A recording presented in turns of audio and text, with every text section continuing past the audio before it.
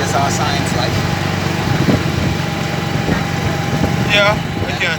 Yeah, this works for me. We've been up actually since pretty 6 a.m. and we're going to see some pretty cool stuff today. I We've think been actually- inside the pine forest. We've been in a mangrove wetland. We've been out on a sandbank. And now we're on a golf course. So it's like all these different habitats. You know, some are man-made, some are altered by us. Some are like the most natural ecosystems for the Bahamas, right? Like the quintessential Bahamas, like a sandbank. And like everything has like a little slightly different bird environment and stuff like that. But I'm happy to be here helping the BNT. Yeah.